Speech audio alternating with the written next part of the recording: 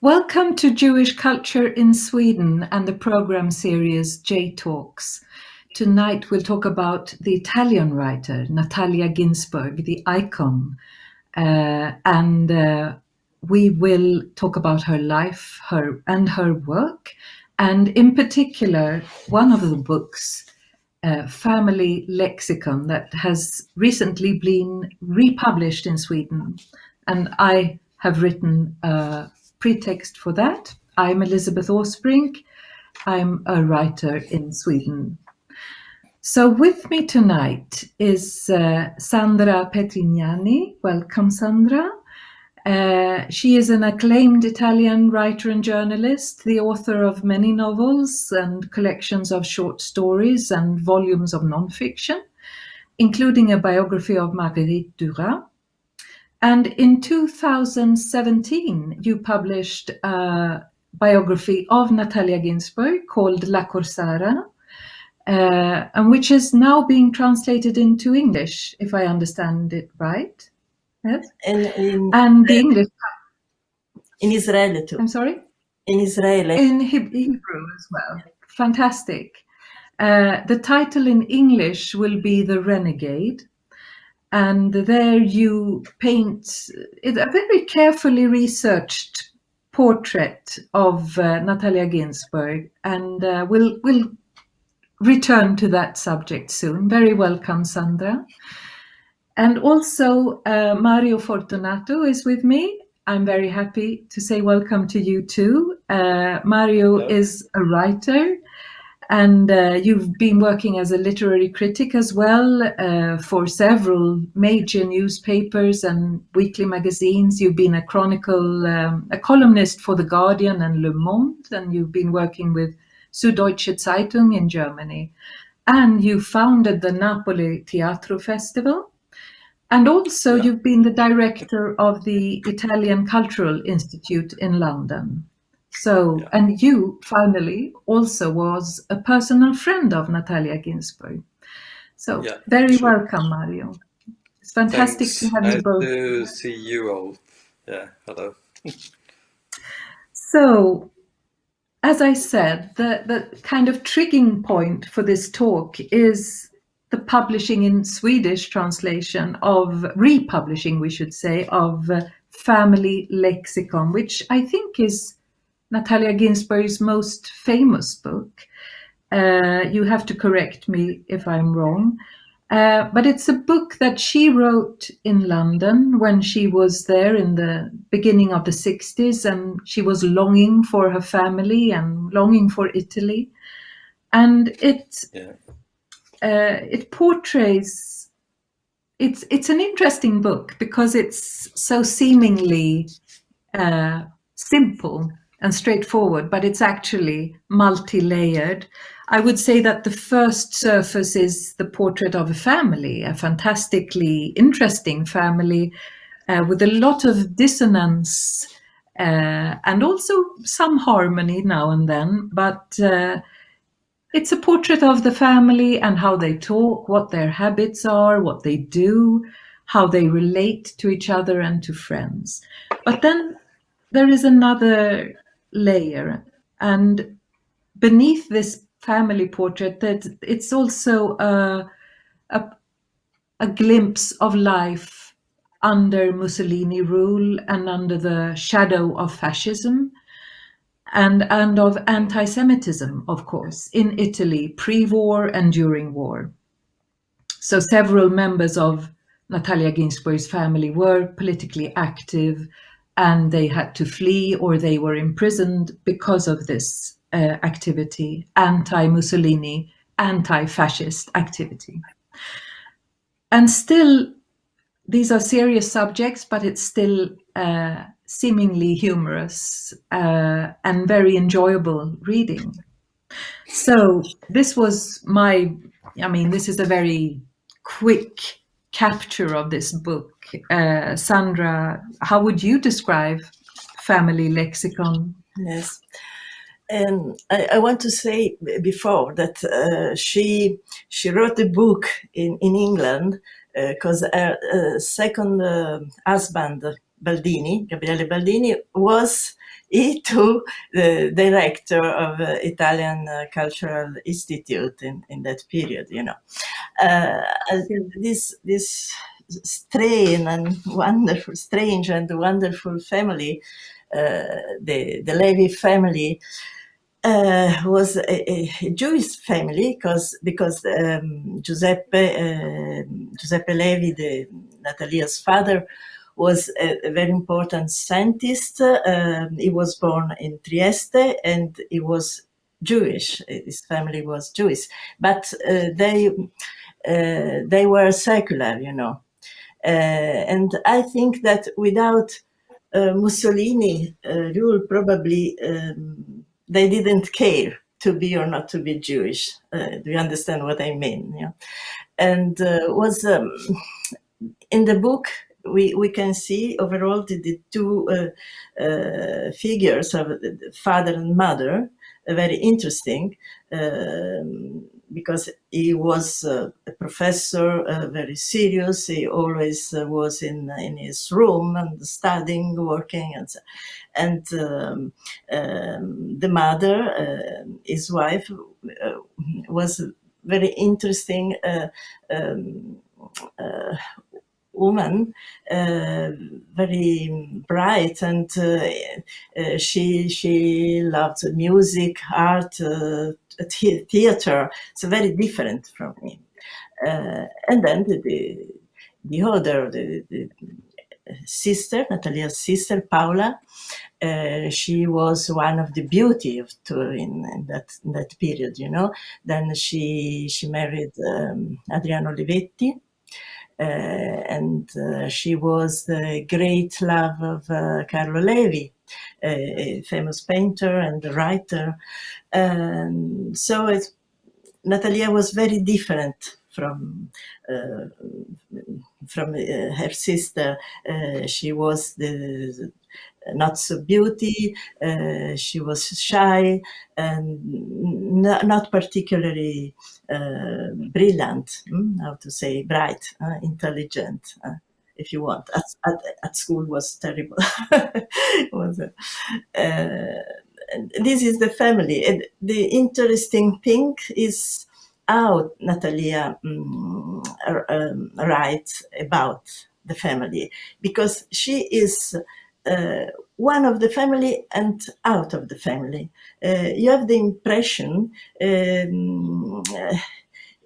she is a child always for all the book, because she looks at these characters as a child. They are tall and not so hair, you know. She is a child. He is small. Small. It's very interesting, this vision. It's very important for the book, I think.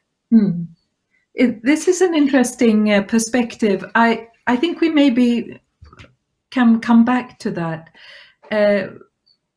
It's interesting also that you say that she was a child throughout the book, because it actually also describes her marriage. It mentions her marriage. And Mario, when we... the writer, yeah. Is a position. Yeah. Generally, this was a position always in the life. No, she was always modesta. Non so come dire, modest. Humble, yeah, or humble, modest, yeah. And yes, and childish a little. Yes, well, this is exactly the words you used 10 minutes ago, Mario, when we talked about your friendship with Natalia, because you knew her personally, and you said just the same words. She was shy and she was childish. In what way did you notice that she was a childish person? Well, because she was, well, in a way, she was very fresh, you know, in her mind. She was very fresh, very, you know, very simple and childish in the sense that her eyes were childish. A kind of being naive. In a way, yes, in a way she was. Uh, well, but we have to say something, because otherwise, sometimes naive means also a bit ingenuous, a bit too simple. I don't think she was ingenuous in a way. She was very intelligent, very bright, but secretly. Um, well, she was a shy person because, for instance, in public, she was completely secret. I do remember once I asked her to present one of my books many years ago in public in a bookshop in Rome. I don't know if you, Sandra, you remember this. It was in Paesi Nuovi bookshop, which was close to the parliament. And she was introducing that book of mine was called The Immigrato, The Immigrant. And she was talking in front of a very crowded room. There were so many people, I remember, and she was reading because she couldn't speak, like this, very, relaxedly. And so she wrote something, and so she was reading the text, and she was always, all time long, she had her voice very shaking, and her hands were shaking so much, and sometimes I was beside her, and I was touching her just to reassure, her. But I was a guy. I was 29, I think, and she was an old lady. She was also also member of parliament at the time. So I was really surprised that she was so shy in public. But this quality was also, obviously was a limit for her, but for me was a kind of quality, because this part of her personality made her very very friendly and very, I don't know, not one of those figures which are important, prominent, famous writer, and this and that, and also member of parliament, as I said. But she was also a girl like me. Actually, I was much more, much stronger than her in that situation. So, in this sense, I had more affection. I felt more affection for her. And I think this quality was also a key point in writing, because what Sandra said before is true. She always had this point of view from a lower position to the people who were always taller, bigger, more adult, etc. She was, in a way, she was like a young girl, a bit wild, a bit rough, also her writing, the quality of her writing is like this. It's very simple, it's very minimal in a way. But when I use the word minimal, you don't have to think about what minimalism meant for, for the white Anglo-Saxon culture, which is usually minimalism is also a kind of cerebralism, it's a kind of intellectualism. In her case, was a minimalism in a way very, very wild, very, very, naive anyway, again. But she herself said that she was, a realist in the Italian realist tradition, like the films that became famous after the war. Would you agree? I mean, does she write in the same tradition, Sandra? Yes and not. Yeah. Oh, sorry. No, tell. Yeah, No, we'll sorry. please continue, Mario. Okay. And then Well, I'll, yes and not. Yes and not in the sense that, for in a sense, in a very aesthetical sense, but talking about the subject, the topics of her books, there's always a bourgeois family at the center stage. And on the contrary, the new realism, especially in cinema, was about proletarians. Yeah. Was about very, That's the point. very poor people from the banlieue, of the from big the cities, suburbs. Yeah. etc. She was talking about a precise social class, which was bourgeois, which was intellectual, center of the town, and Jewish. It's true. I can't say Yeah. opposite of this now. Is exactly so. Exactly so. But the language is so minimal, so plain, and you can call her minimal. Near realism for how she write of the characters. This is so, but the important thing is that she made a revolution in fiction. I think she never maybe her first book, but it's not really a novel. Is a short story. A short novel, and she never wrote novels really. Every book is something different, not really. Sometimes there are letters, as Caro Michele, or strange apparizioni of characters, and they speak a lot, one and the other, and the structure of these books is really modern, so different and really opposite from Elsa Morante, for instance. Elsa Morante is a writer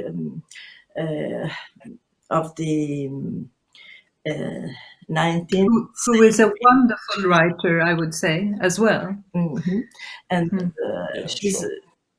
in a new era, really, Natalia.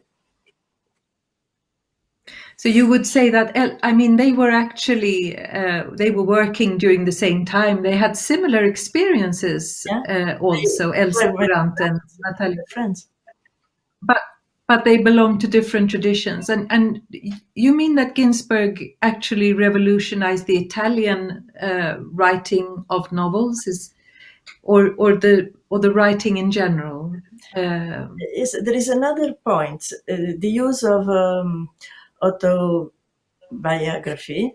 This is very modern. If you think that now autobiography is in fashion, so strongly in fashion, and she always is autobiographic.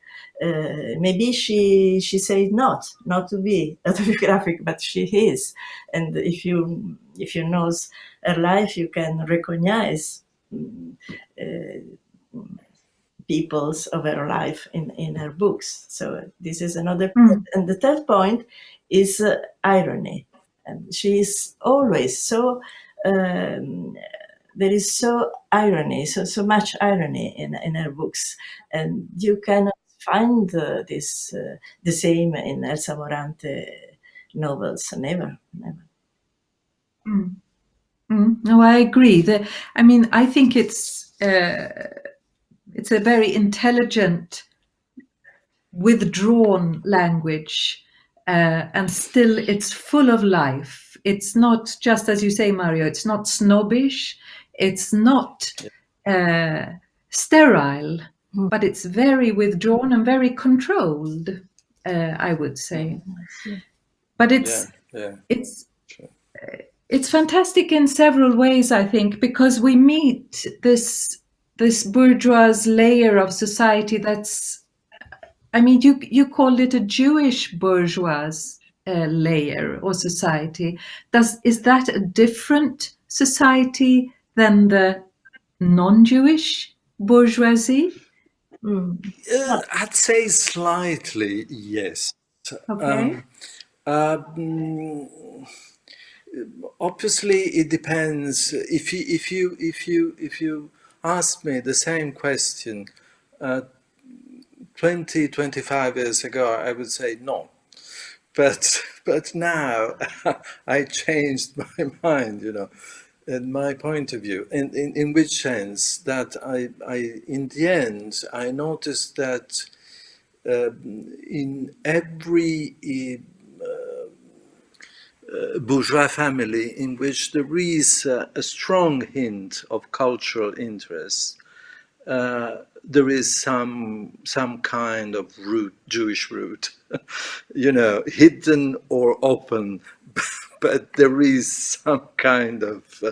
It's a matter of fact, It's my experience. I noticed this, especially in this country, because this country, as Pasolini said once, there is the worst bourgeoisie ever. He said, the Italian bourgeoisie is the worst ever and everywhere. In a way, it's true. I don't want to exaggerate. I'm not so radical as him, but I would say something similar. And when this let's say worseness is tempered, is corrected, is because there is another strong identity which is working beneath the surface. And quite often the Jewish roots are, I met more sophisticated, more cultivated families in the bourgeois level, which were Jewish, openly, frankly, or completely secular. In my mother family, they were totally secular. They didn't say, my first Pesach, I knew Pesach when I was 37, 35, something like this in my life. So that means that in my family, nobody, paid attention about this. But still, my grandfather loved music, classical music, and the other one was a big breeder, and the other one, not professionally. No, I understand. But simply, in this, and so, and the family, the Natalia's family was a sort of aristocratic Jewish family in a way. It was the aristocracy of Jewish bourgeoisie, if you know what I mean, in the sense that they were in Turin, which was a very important city, especially for cultural life in this country, and because her father was a very famous, prominent scientist, doctor. He was the master of three young people. They got the Nobel Prize for medicine, Rita Levi Montalcini, and the other one, Luria, and the other one I can't remember. Yeah, and the other one I can't remember. You know them some. Yeah.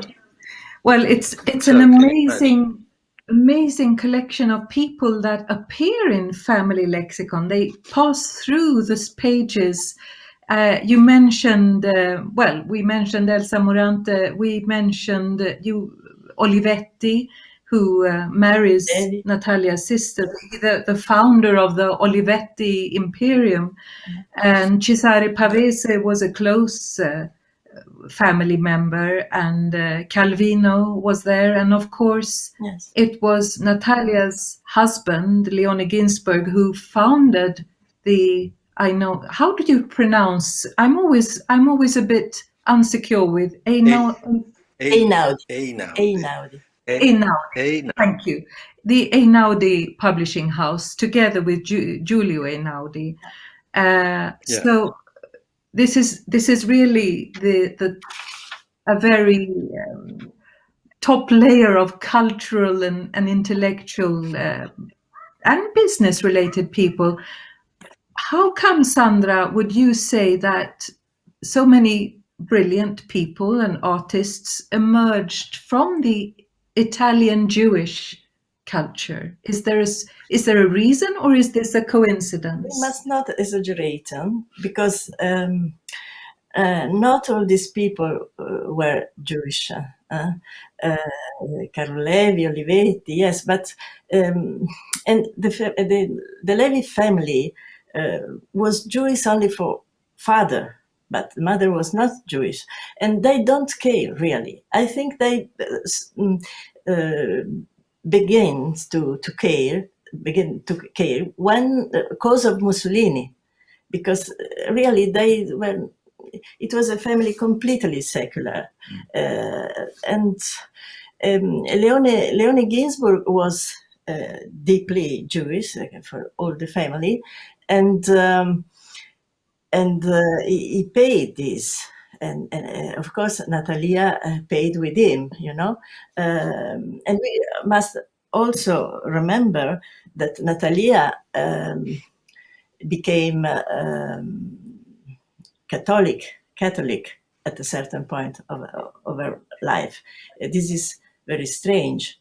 And she said that always she had with the victims in history, for everything, in every, and she said that she felt Jewish when Jewish people is victim, but she is for Christ because Christ was a victim. This is her position, was this kind. So when Elsa Morante, I found a quote by Elsa Morante who said that she was grateful to Mussolini, which is of course a very provocative thing to say, because he made me realize that I myself was a Jew. That's the same with Moravia. But yes, but would Natalia Ginzburg have said that? Do you think? Would she agree? Of course, because her family, even her brothers, were in resistance. All were resistant, and so and when Leone paid, Leone was one of the men, I think, maybe so popular, so bright, so loved in Turin for his intelligence. He was the mind of a new Einaudi. When they decide to found this new publishing house, the mind is surely Leone, and then Leone is a hero, an anti-fascist hero. And Natalia follows him in the exile in Pizzoli. And then when he fights in Rome, in clandestinity, how to say, she come to Rome, and he goes in prison and died in prison, so she was completely destroyed from this history, her life history. But it's not a problem to be Jewish or not. The problem was to be victim of this terrible rule, fascist rule, this terrible situation in Italy. She was not Jewish because her mother was not Jewish, but the story brings her to be Jewish, how to say. The history and the time She forces her into is in his works, in her works. For those who aren't updated on Natalia Ginzburg's life, I just want to be clear that Leone Ginzburg, that we're talking about as Leone, is the man she married, and this is a part of this book, Familjelexikon, but a quite brief part. Because this is also something very typical, I would say, of her. She writes autobiographical, you say, all the time, but in this book she never writes about herself. Never. There's not a word about what she feels or what she thinks. It's all about what she sees and the impression the world makes on her. This too is very modern. It is a very modern point of view to speak of your world, but as if you were out of it. In some way, she really was out of this family, because she so different, so small, and shy, and not bright as the other ones. And the only way she had to exist was to write the story of this family, of these people, of this group. But Leone was her fast fun. Leone loved, I think, before loving her as a woman, he loved her as a writer. Really, this was very important in their relations, and he managed to make published her work, her fast short stories, and that was the root, the beginning of their relation. So time goes very quickly, I see here, but I still want to ask you, Mario, about your friendship with her, because as you mentioned, you were a young man and she was quite a few years older than you. What was the uniting point? Was it that you were writers, or how would you describe it? Well, it was very simple. I was going to publish my first book, which was out in 1988. And roughly 1 year before, I met her personally. Obviously, I knew her very well. I read her books, etc. And we shared the same publisher in that moment, and Einaudi. And that time, as I said, Einaudi was obviously a very good, very well known in Italy and also abroad publisher. But it was also a kind of private club or intellectual club. So in Rome, we met for dinner. We used to have quite often dinner together. The publisher himself, Giulio Einaudi, was living between Rome and Turin at the time. And when he was in Rome, he really enjoyed being out for dinner in the evening, so having friends around, and especially young friends. And I was young. And so once I met Natalia for dinner. And as I said before, she was so nice and very relaxed and not at all, the very famous writer, but was just a lady who was sitting there besides me and chatting like a normal person. And so this made immediately a kind of relaxed, decontracted possibility of relationship. also, I must say, she was, I think, quite attracted by young gay men. And I was a young gay man at the time. And in a way, I'm still. But because we could chat about, personal things like feelings, and are you in love with this guy or this or that, and etc. She liked a lot gossiping as well, but gossiping in a very, not in a bad way, but in a nice way, in terms of Human in the interest. end, have you, yeah, so she was asking me in the end, have you had sex with that guy? She was curious about this, and that was nice, simply. So we built a friendship. But I want to tell you a story about this, because after my first book, I was writing my first novel, let's say, and I was very, insecure, etc. And at a certain point, I asked her, "Why don't you read what I've written?" And she was resisting. At the beginning, she said, "No, it's better not, because otherwise I can influence you, and I don't want to. Maybe it's bad for you." And I accepted, but after a while, I was insisting again, and she said, "Okay, I will read it."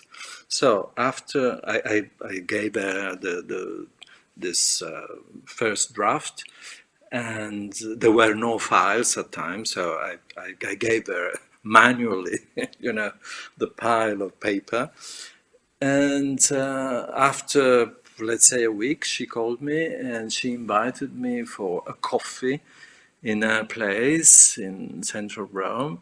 And that was immediately sounded to me a bit scaring, because I don't drink coffee, and she knew that. And when she said, "Why don't you come over for a coffee?" I thought, oh my God, there is some problem possibly coming.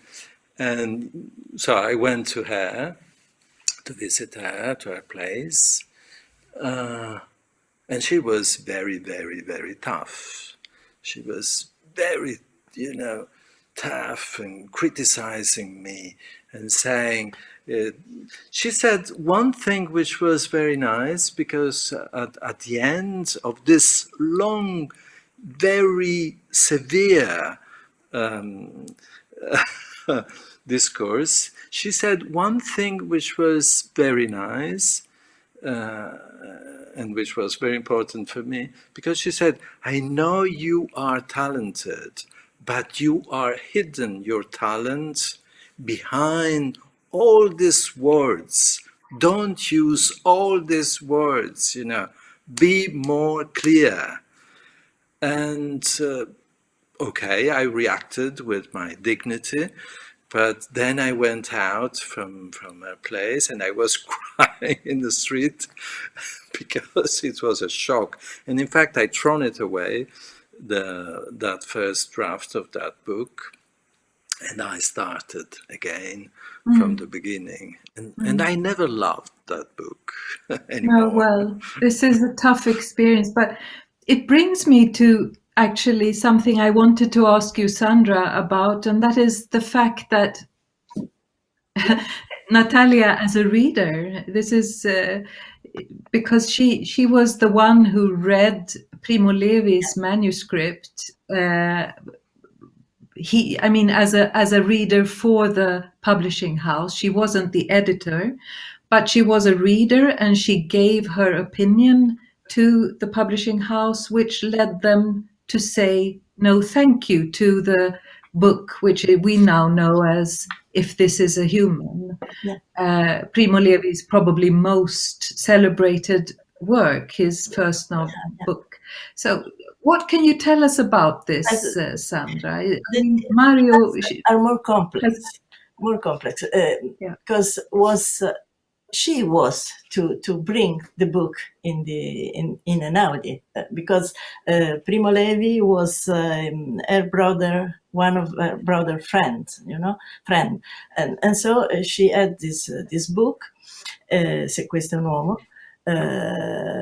by her brother. So she put it in the house, and then she was too young. It was 1947.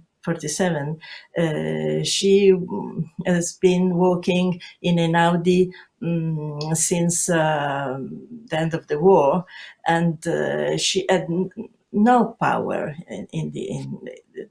it was Pavese, Cesare Pavese, and Giulio Einaudi decide, about books. So, but some years ago, 2 years ago, Pavese made her responsible for fiction. 2 years ago, after 2 years after, 2 years after this. After yes. this, and when she decided to publish, she fight to publish Anna Frank diary. Was another moment, it was 1954, and so she succeeded in publish this book. But for all her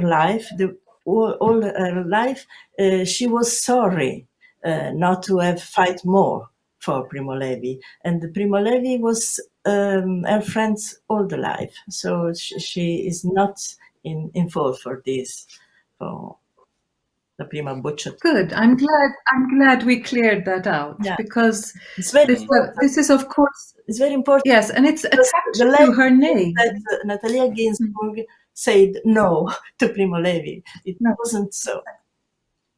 Good. That's important. I have to ask you, there are so many things we don't have time to talk about now, because she was very politically active, very socially involved in social issues in society. And as you said, Mario, she became a member of parliament. But I just have to ask you, Sandra, why you gave the book the title, The Renegade. This title comes from Cesare Garboli. Cesare Garboli was a very great critics in Italy, and was a friend for the second part of her life, and it was a very important relation in Natalia life. And you must think that lexicon comes from this friendship with Cesare. It was Cesare to convince her to write this book. So Cesare Pavese convinced Garboli. He convinced her to write this. Yes, I see. And I'm sorry. What we're saying, excuse me. Why the title is The Renegade? Allora, he wrote a lot about Natalia. He was friend even of Elsa Morante, and he loved these two writers, and he wrote a lot about Natalia, and he said she was renegade. Maybe I don't know, in Italian is corsara. It means when you go to attack the ship, and because she was so apparently she was shy, she was modest, but she had a strong character, she had some ideas so precise. Mario said about how she judged his book. The same with me. She was very severe with your books. And when she wrote on newspaper, she was a fighter, really, and she loved to say what she think thought, what she believed deeply, and this was not always easy. You can understand. And so I thought that this word, corsara, renegade, was so good for her. I don't know exactly. Renegade sounds strange for me. It's a little difference from corsara. There is something, I don't know exactly. So what do you think, Mario? Renegade make me think. Well, sometimes when you translate a word in a different language, that word has more echoes, more different echoes. So renegade is I couldn't say, Natalia, was No, corsara is different. Corsara is a bit different. Well, it's the same. The word means the same, but the sound is very different. But It sounds like you have to have a talk.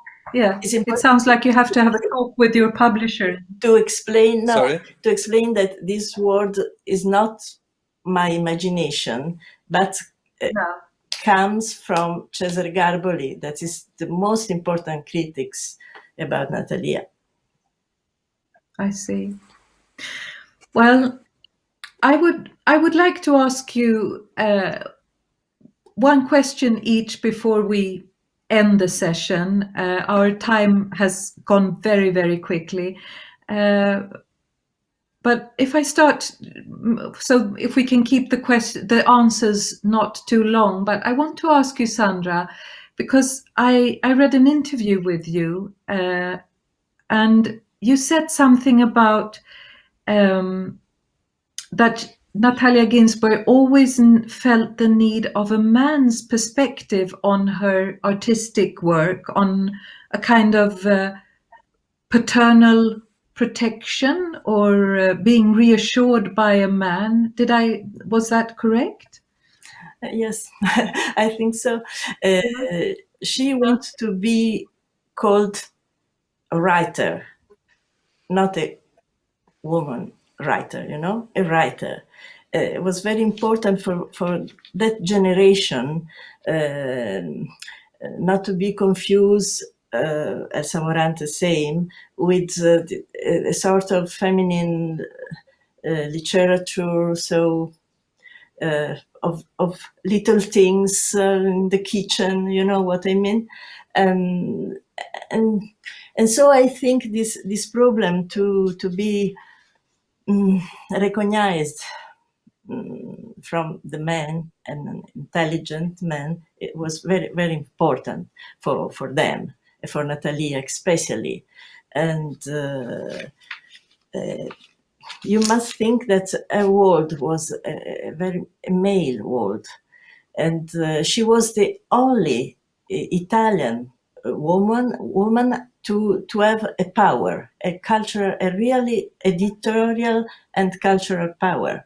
It is so important. You must understand the mentality here in Italy. It's not so different now, I must say. Yeah? So we can understand why she and Elsa Morante was so attentive to this point. They want to be judged as they were male writers, men writers. Thank you. And Mario, yeah? I don't know if I answered to your question exactly. No, I think it's very interesting and, of course, a bit depressing from my point of view, being a woman writer. But the same for me. At least, yes. But I have to ask you, Mario, to sort of, if considering all these things and considering, I mean, she was a woman in a kind of male society, of course, and she still made a position that was impressive. And also she is an absolutely brilliant writer. But what would you say is Natalia Ginzburg's foremost, what did she leave? What is the most important thing she has left us? You mean to me, to us, No, to I the would say in readers? general. I mean, it would be interesting to hear what she left to you, what she meant to you was the most important, but also in general, what Yeah, is her heritage? well, yeah, I have to say two different things. For me, was a kind of mother figure, let's say, because even if she was so, so friendly and so, in the end, there was something mothering me, and that was quite comfortable, and that was quite, nice. For instance, I can tell you, I first time read all Anton Chekhov stories because she was pushing me to read that author. And I did, and I enjoyed, and I discovered Chekhov thanks to her and other writers, obviously. So, in this sense, she was mothering me a little, in a Or way. mentoring you, maybe? Talking in talking in general, I think she left, well, first a position in writing, and now I'm going back what I was saying before about her minimalism, the fact that she was so clear and so clean, the way in which she was writing. And that was also a sort of moral position, which was exactly the opposite of mine, because for her, everything in a way, well, now this is very quite schematic, if you want, but I'm trying to be very, very simple. In a way, for her, everything was coming from ethics, from moral. The beauty was the consequence of the good. For me, it's exactly the opposite. Good is the product of beauty. So we had a very different, very specular, if you want, positions. And in my view, this is the key point for which she, in a way, refused the Primo Levi, because there was a kind of moral worry in her mind in that moment. She could recognize the importance of the book for the topics and for the writing, but she was completely worried, I think, I imagine, I assume, um, she was completely worried of what was happened to Europe a few years before, and that was so huge, so Ma was not a difficult to problem. It was a problem explain. for Giulio and Cesare Pavese. They thought I that. think even for Not her. I think even for Not her. her. Well, I Okay. think this She is my couldn't idea. because Well, she had not a no, we never talked openly about this because I never had, I didn't want to disturb her with a question, but we talked about this, talking about different writers, not talking about Primo Levi himself, but different writers like Agatha Christoph or others. And she always had this strongly moral position, which was very different than my way. And so it was interesting Well, for me, and hopefully even for her. mm, mm. No, But I think we note, Sandra, you yeah, no, object I to this particular point of it's view, yes? important. And I am afraid that that in Italy is not still not considered enough. Natalia Ginzburg, and